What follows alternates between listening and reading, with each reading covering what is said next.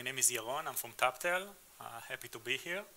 I'm here to talk to you about an app called Run Sausage Run, and specifically about how we made this sausage grow. So let me see. Let me start by telling you a little bit about the company, TabTale. TabTale was founded in 2011.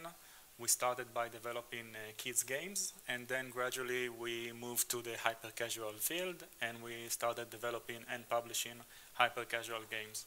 We are constantly at the top 10 game publishers in the world, iOS and Google Play, and in August we were number 2. We are usually in the top 5. What I do is I run the monetization and the user acquisition department in the company. I joined the company in 2012, and happy to be there.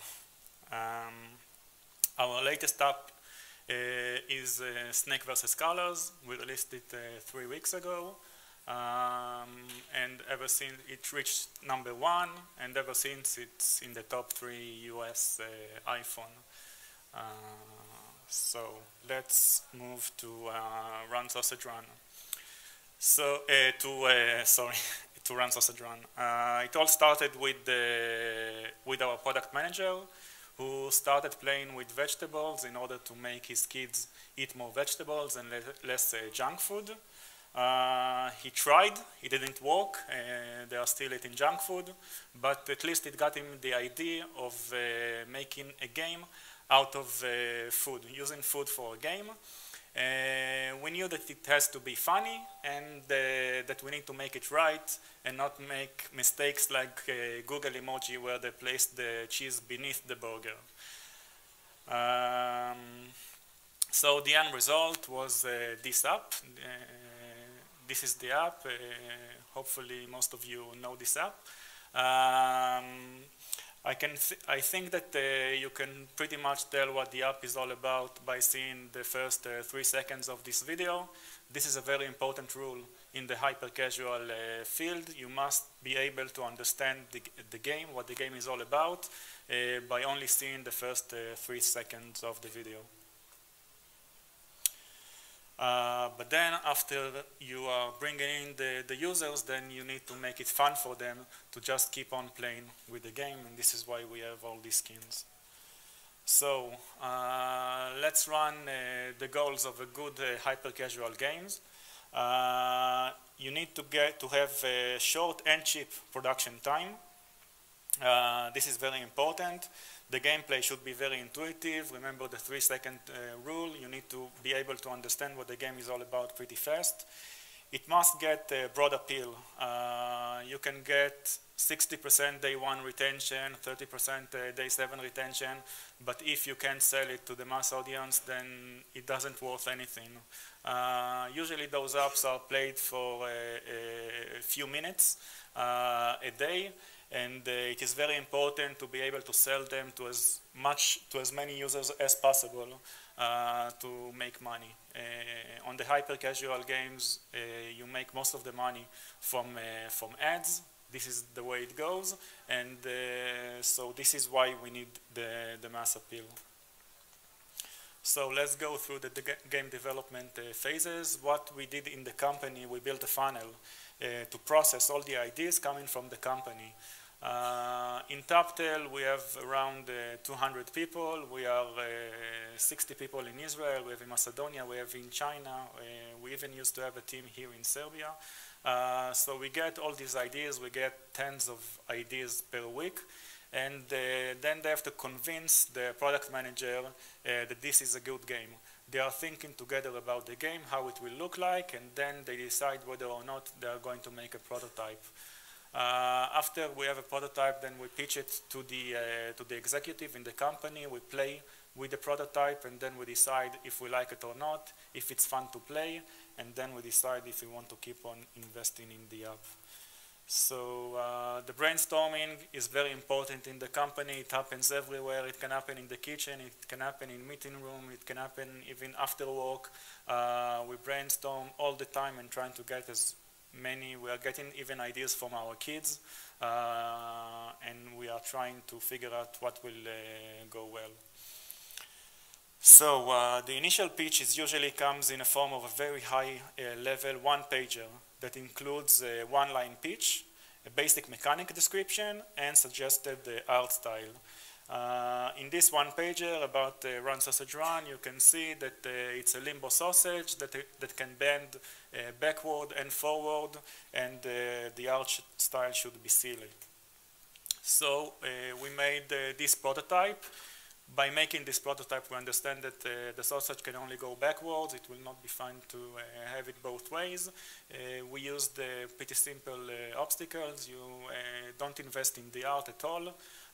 You just want to understand the mechanics of the game and whether or not it's fun to play. The next level is the GDD and concept art. They are done by our internal team. While the full dev that comes afterward is being outsourced in many cases.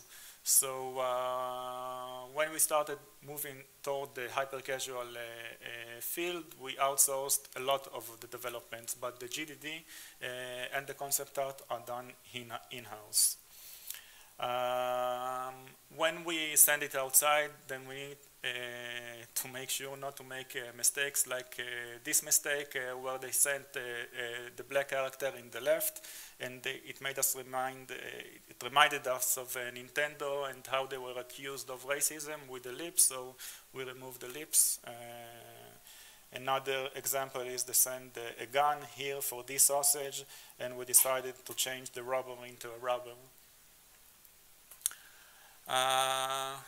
They sent a bacon sausage, and then someone said, hey, let's call it Kevin, because of Kevin. He thought it was funny, so we went with Kevin.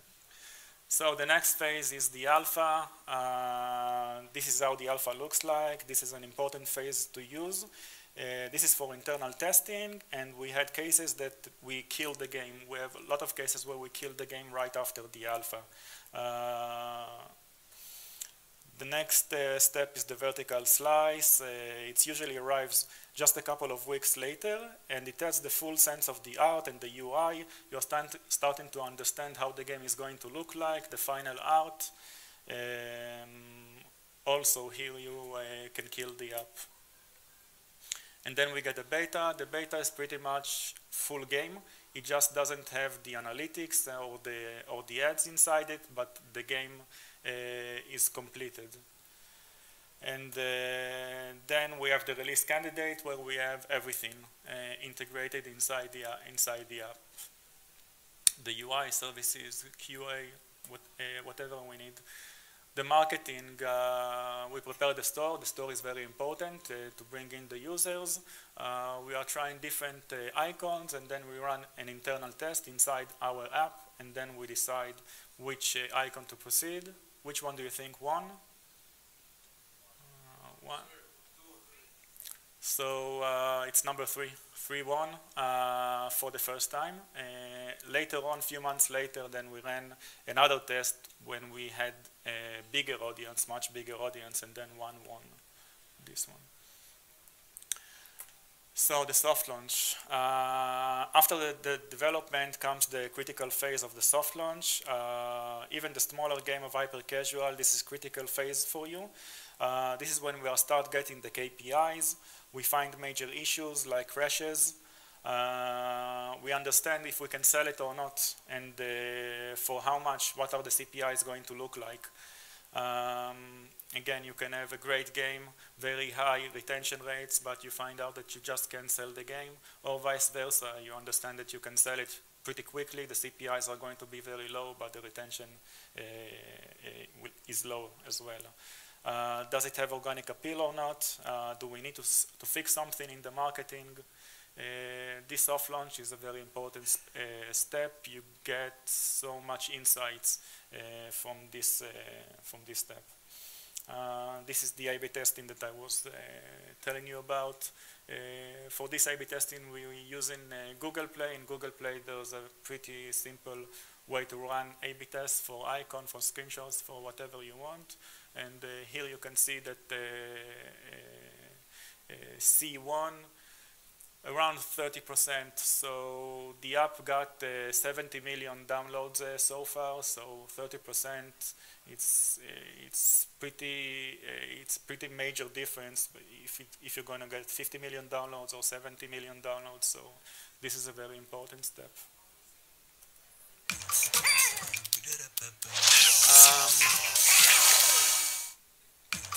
This is the video of the game. As you can see, it's a short video that pretty much understands what, explain what the game is all about. I think that today, wow, it's loud. I'll just go to another screen. No, 1 second. Okay. You need to catch them in the first 3 seconds, as I was telling you. I think that today the most important thing is the video. The video is what helps you bring in most of the users, and this is what will decide whether or not you will be shown in the charts. You will not get any organic appeal if you will not bring in the initial users. So you must be able to sell it and to get to a mass audience, and for that you need good videos. I'm running campaigns for over 6 years now. I ran campaigns for hundreds of apps, and still I can't tell you which video is going to win, which creative is going to win. We are trying different, we are going for different angles, different styles. We try whatever we can with music, fast music, no music, whatever you want. You can never tell what will work. I get surprised all the time. I can guess, but I get surprised all the time. So never assume. This is my tip for you. Just test.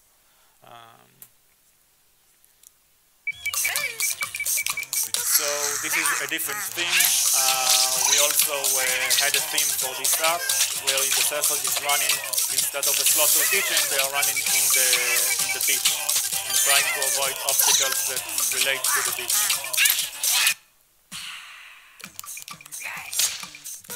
This is a video using Trump skin. I can tell you that we uploaded this video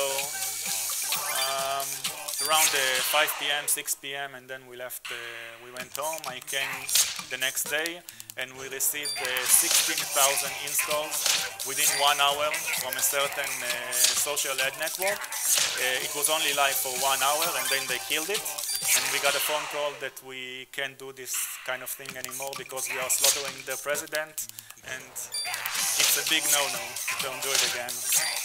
But it was amazing. 16,000 installs in the US in 1 hour. So this is the Australia soft launch. This is how it looked like. As you can see, we brought 4,500 downloads, that paid downloads, and it got us 8,500 organic downloads within a week. Pretty fast, we knew that this is going to be a hit game, and we were happy with these results. So we released the campaign in December 10, and in the first 3 weeks we received 5 million downloads. It just exploded. Really, it worked very well on all of the channels, all of the networks. Christmas was giving us a backwind, and it was really amazing.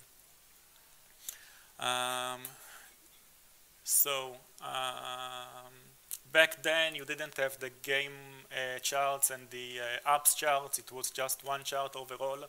So we reached #1 overall in 37 countries, #10 overall in 55 countries. It stayed in the top 10 US for 24 days. Overall, and in games 63 days. Really, it was amazing. This is a list of the countries that #1. It got over 70 clones. It didn't got us angry or anything about or anything like it. Really, we were just happy that they are imitating us, and it means that people like the idea. So this is when the live ops phase start. You know that you have a good game. you manage to sustain it in the charts. Okay, wow, I have 5 minutes, I will try to do it fast. So you need to think of new ideas to keep it going, and because the bids are always getting higher and higher, okay? At first the bids are low, but then you need to be able to increase your LTV, so you will be able to buy with higher CPI. So the first fix that we had was the UX. We found out that the user need to tap 3 times after he failed in order to start a new game, and we reduced it to just 1 click. This is very important in a hyper-casual game. You want them to keep playing the game as fast as possible. We added the coin unlock system, achievement system. This is for users who needs reason to keep on playing. They want these kind of things, and it helped us grow the 7-day retention by 30% and the usage per DAO by 40%.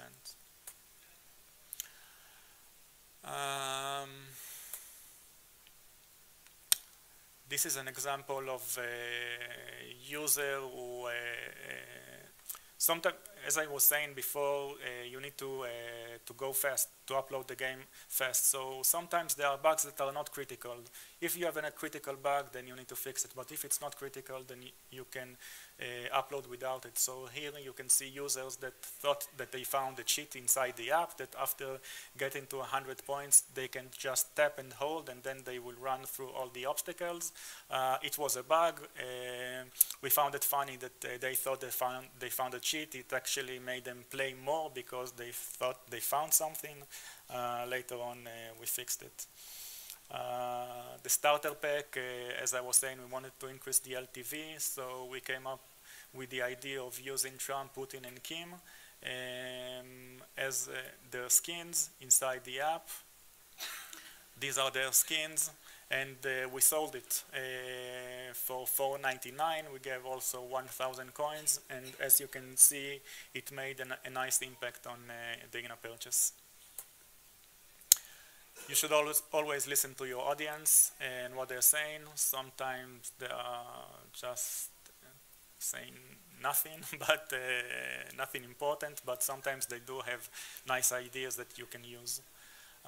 These are the ratings for the app. It got really high ratings.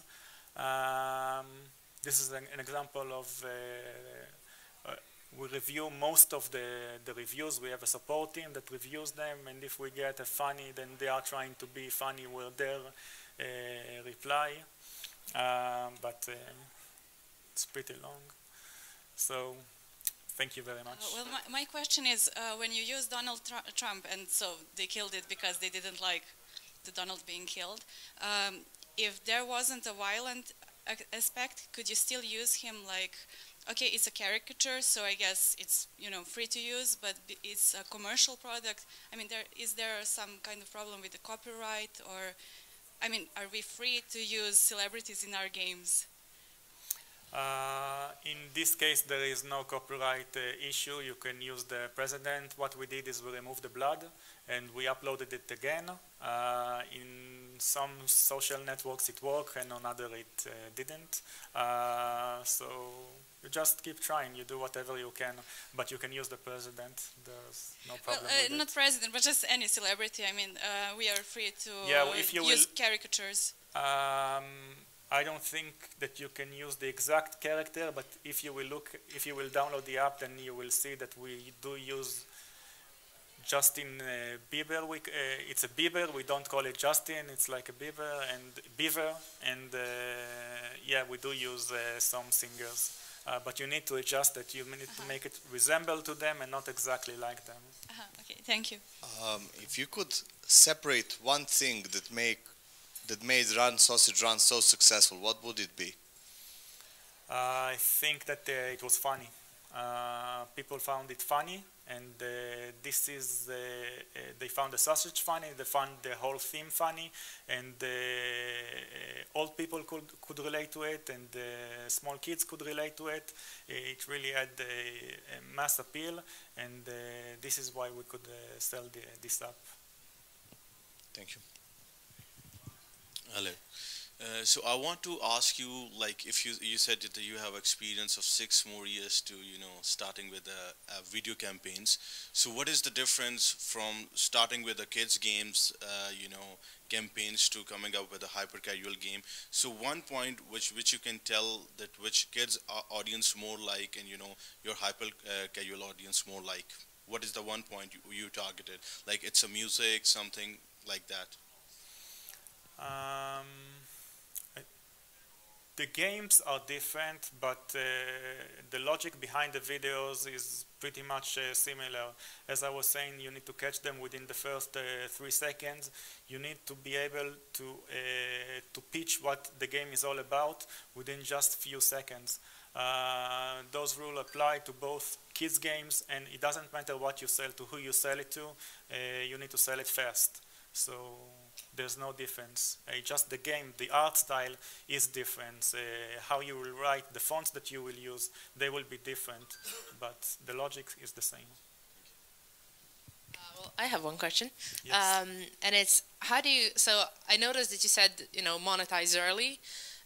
So what are your key points? Like, how do you get players to pay basically as fast as possible? You mentioned starter packs, and then do you have any other things that you do? It is hard to get users in the hyper-casual field to pay.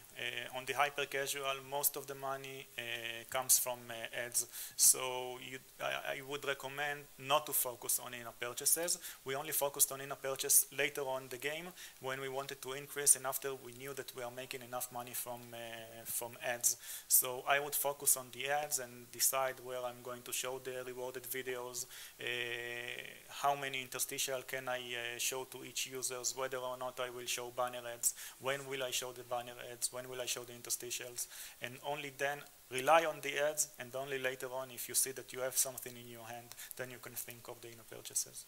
Great, thank you. And just one more.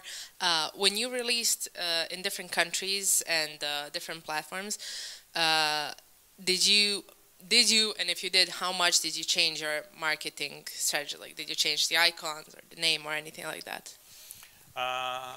We do localized on some countries, like in China, there are some countries where it is very important to localize. We have a localization team who do that for us. In Turkey, I think we do it. I think that we localized in 12 or 13 countries, something like that. On some, in Russia, in some countries it's important. Not all the time you should change the name. Sometimes you have a brand, it's like you make a brand name out of the game and you want to keep it, you don't want to change it. Okay, perfect. Thank you very much. Any other questions? No? Please, a big round of applause for Yaron. Thank you.